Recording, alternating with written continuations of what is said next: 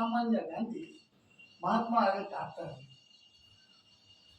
ಹಾಗೆ ಹಂತ ಹಂತವಾಗಿ ಗಾಂಧಿ ಇವತ್ತು ಬಂದು ಇದನ್ನ ಯಾಕೆ ಹೇಳ್ತಿದ್ವಿ ಅಂದರೆ, ಮೊನ್ನೆ ಒಬ್ಬ ಸ್ಟೇಟಸ್ ಹಾಕಿದ್ದ, ಹಸುವಿನಿಂದ ಸ್ವಾತಂತ್ರ್ಯ ಬಂದಿದ್ದಲ್ಲ, ಹಸುವಿನಿಂದ ಬಂದಿದ್ದ ಗ್ಯಾಸ್ಟಿಕ್ಕು ತ್ಯಾಗ ಬಂಧನ ಇಟ್ಕೊಟ್ಟಿದ್ದ ಬಂದಿದ್ದು ಅಂತ ಹೇಳಿ. ಆದರೆ ಇವತ್ತು 78ನೇ ವರ್ಷದ್ದು ನಾವು ಸ್ವಾತಂತ್ರ್ಯೋತ್ಸವ ಆಚರಣೆ ಮಾಡ್ತಿದ್ವಲ್ಲ, ಈ ಸಂದರ್ಭದಲ್ಲಿ ಮೇಲು ಕೀಳು ಇಲ್ಲ, ಬಡವ ಶ್ರೀಮಂತ ಇಲ್ಲ.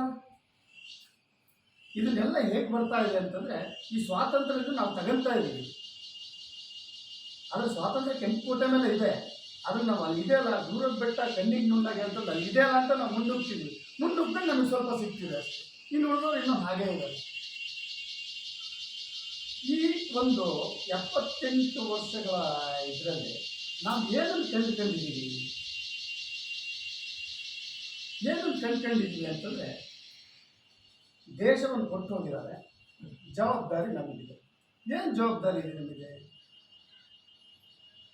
ಸಾಮಾಜಿಕ ಜವಾಬ್ದಾರಿ ಇದೆ ಅಂತಂದರೆ ಏನಿದೆ? ಸಾಮಾಜಿಕ ಜವಾಬ್ದಾರಿ ಶೈಕ್ಷಣಿಕವಾಗಿದೆ ಅಂದರೆ ಏನಿದೆ? ಆರ್ಥಿಕವಾಗಿದೆ ಅಂದರೆ ಏನಿದೆ? ಅದ್ರ ಬಗ್ಗೆ ನಾವು ಯೋಚನೆ ಮಾಡ್ತಾ ಹೋಗ್ತಾ ನಾವು ಹೆಂಗಾಗ್ತಿದ್ವಿ ಅಂದರೆ, ನಾನು ಬ್ರಾಹ್ಮಣ, ನಾನು ದಲಿತ, ನಾನು ವೈಶ್ಯ, ನಾನು ಶೂದ್ರ, ಹೀಗೆ ಎಜುಕೇಷನ್ನು ಸ್ಟ್ರಾಂಗ್ ಆಗ್ತಾ ಇದು ಕೂಡ ಸ್ಟ್ರಾಂಗ್ ಆಗ್ತಾ ಇದೆ. ಈ ಸ್ವಾತಂತ್ರ್ಯದಲ್ಲಿ ಜಾತಿ ಸಂಘಗಳು ಜಾಸ್ತಿ ಆಗ್ತಿದ್ದಾವೆ. ಹೀಗೆ ಬಡವನಾಗೇ ಇರ್ತಕ್ಕಂಥ ಇದು ನಮ್ಗೆ ಗೊತ್ತಿಲ್ಲದೆ ಕೆಲಸ ಮಾಡ್ತಾ ಇದೆ. ಸರ್ ಹೇಳಿದಾಗೆ ಖಾಸಗೀಕರಣ ನಮಗೆ ಹೇಗಾಗ್ತಿದೆ ಅಂತಂದರೆ, ನಮ್ಮನ್ನು ಬಡವನಾಗೇ ಇಡ್ತಕ್ಕಂಥ ಕೆಲಸವನ್ನು ಮಾಡ್ತಾ ಇದೆ. ನಮ್ಮನ್ನು ಅವರ ಆ ಪ್ರಭುತ್ವಕ್ಕೆ ಮತ್ತೊಮ್ಮೆ ನಮ್ಮನ್ನು ತಗೊಂಡೋಗಿ ಅವರಿಗೆ ತಲೆಬಾಗುವ ಹಾಗೆ ಅದನ್ನು ಮಾಡ್ತಾರೆ. ಇದಕ್ಕೆ ಶಿವರುದ್ರಪ್ಪನವರು ಒಂದು ಮಾತು ಹೇಳ್ತಾರೆ, ಅದು ತುಂಬ ಚೆನ್ನಾಗಿ ಬರೆದಿರೋರು. ಈ ಪವಿತ್ರ ಭಾರತದಲ್ಲಿ ಅಸಂಖ್ಯಾತ ಜನರಿದ್ದಾರೆ, ಹಿಂದೂಗಳಿದ್ದಾರೆ, ಮುಸಲ್ಮಾನರಿದ್ದಾರೆ, ಒಕ್ಕಲಿಗರಿದ್ದಾರೆ, ಲಿಂಗಾಯತರಿದ್ದಾರೆ, ಎಲ್ಲರೂ ಇದ್ದಾರೆ. ಆದರೆ ಮನುಷ್ಯರಲ್ಲಿದ್ದಾರೆ? ಅವರು ಮನುಷ್ಯರಿಲ್ಲ, ಬರೀ ಜಾತಿಗಳಿದ್ದಾರೆ. ಮನುಷ್ಯರಲ್ಲಿದ್ದಾರೆ. ಹಿಂದೂಗಳಿಗೆ ದೇವಸ್ಥಾನ ಇದೆ, ಮುಸಲ್ಮಾನರಿಗೆ ಮಸೀದಿ ಇದೆ, ಕ್ರಿಶ್ಚಿಯನ್ರಿಗೆ ಚರ್ಚ್ ಇದೆ, ಪಾರ್ಸಿಗಳಿಗಿದೆ, ಎಲ್ಲರಿಗೂ ಇದೆ. ಆದರೆ ಇದರಲ್ಲಿ ದೇವರು ಎಲ್ಲಿದ್ದಾನೆ ಅಂತ ಹೇಳ್ತಾರೆ. ಹಾಗೆ ಅವರು ಇನ್ನೂ ಮುಂದೆ ಬಂದು ಹೇಳ್ತಾರೆ,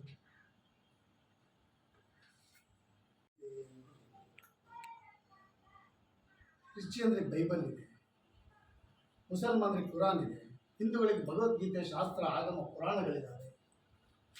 ಅದರ ಪ್ರೀತಿ ಎಲ್ಲಿದೆ ಇದರಲ್ಲಿ? ನಮಗೆ ಬೇಕಾಗಿದ್ದು ಪ್ರೀತಿ. ಆದರೆ ನಾವು ಈ ಸ್ವಾತಂತ್ರ್ಯ 78 ವರ್ಷಗಳ ನಂತರ ಈ ಶ್ರೀಸಾಮಾನ್ಯನಿಗೆ ಇದು ಯಾವುದೂ ಸಿಗಲಿಲ್ಲ. ಅವನು ಹೋರಾಟದಲ್ಲೇ ಇವತ್ತು ಇದ್ದಾನೆ. ಅವನಿಗೊಂದು ಪಡ್ಕೊಳ್ಳೋದನ್ನು ಅದರಲ್ಲೇ ಕೂತು ಹೋಗಿದ್ದಾನೆ.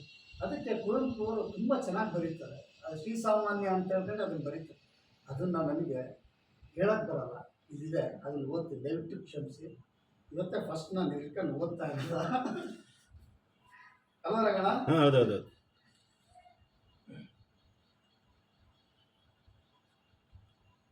ತುಂಬ ದೊಡ್ಡದಿದೆ, ಆದರೆ ಅದು ಎಷ್ಟು ಅದ್ಭುತವಾಗಿದೆ ಅಂದರೆ,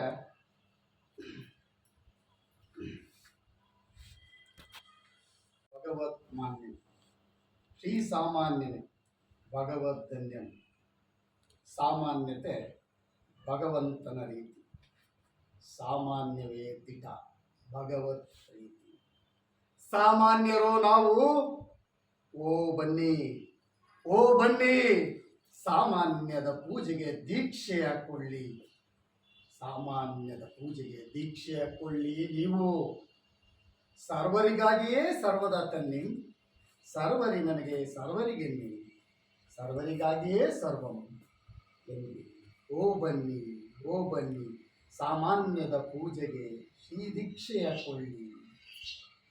ಕೊನೆಗಂಡಿತು ಓರ್ವರ ಗರ್ವದ ಕಾಲ, ಇದು ಸರ್ವರ ಕಾಲ. ಸರ್ವೋದಯ ಯುಗ ಮಂತ್ರ.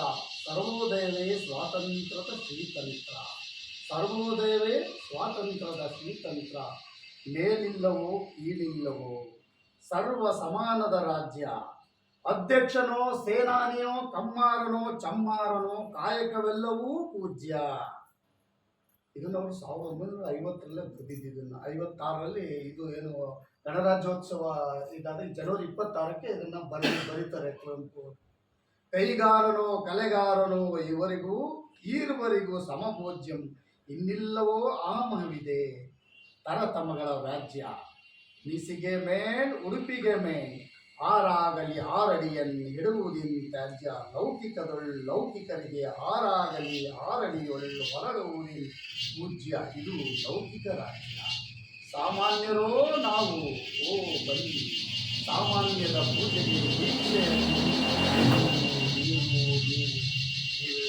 ಬಿಟ್ಟಗೆ ನಿಲ್ಲಿರಿ, ಬಾಗಿದ ಸೊಂಟವ ನೆಟ್ಟಗಿಡು, ಬೆದರಿದ ಬೆನ್ನಂ ನೇರ ಮಾಡ್, ನೆಲ ನೋಡುವ ಕಣ್ಣ ಮೇಲೆತ್ತಿ, ಅಭ್ಯಾಸಂ ಮರೆತ ತಲೆಯೆತ್ತಿ, ಎದುರಾಳಿಯ ಮೊಗ ನೋಡು, ಶತಶತಮಾನಂ ಗಗನವ ಹೀರದೆ, ದಾಸ್ಯದ ತಿಮಿರದಿ ದಾರಿಯೇ ತೋರದೆ, ದಾರಿದ್ರ್ಯದ ಶವಭಾರದಿ ಬಗ್ಗಿ, ದರ್ಪದ ಪದಘಾತಕ್ಕೆ ದೈನ್ಯದಿ ಕುಗ್ಗಿ, ಕುನಿದೆಯ ವೃಕ್ಷವನುಬ್ಬಿಸಿ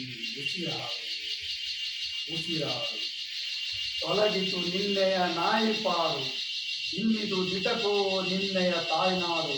ನಿನ್ನದೇ ನೆಲ, ನಿನ್ನದೇ ಹೊಲ, ನಿನ್ನದೇ ಕಾಣ್, ನಿನ್ನದೇ ಬಾಣ್, ನಿನ್ನದೇ ನುಡಿ, ನಿನ್ನದೇ ಹುಡಿ, ನಿನ್ನದೇ ಹೊಳೆ, ನಿನ್ನದೇ ಬೆಳೆ.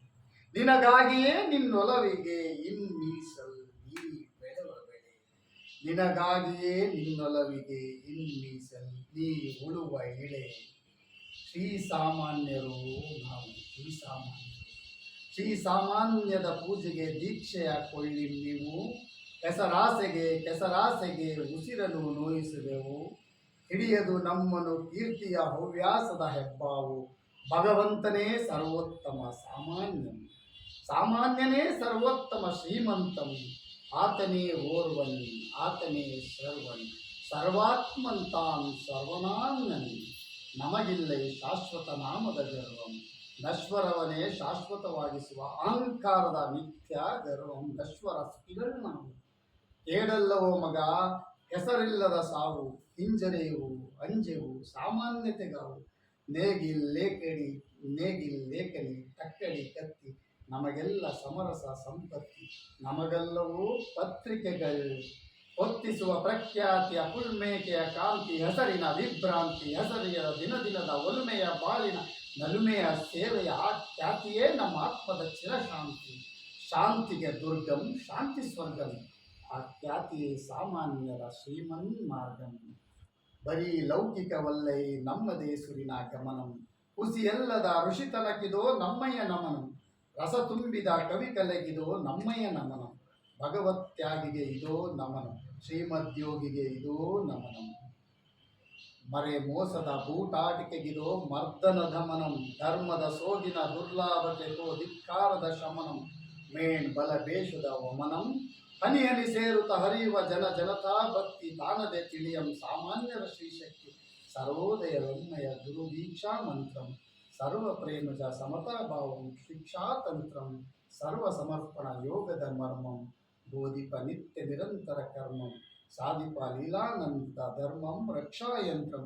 ಶ್ರೀಸಾಮಾನ್ಯರು ನಾವು ಬನ್ನಿ, ಸಾಮಾನ್ಯದ ಪೂಜೆಗೆ ದೀಕ್ಷೆಯ ಕೊಳ್ಳಿ. ನೀವು ತುಂಬ ದೊಡ್ಡದಾಯ್ತು ಅನ್ಸುತ್ತಿದ್ರು.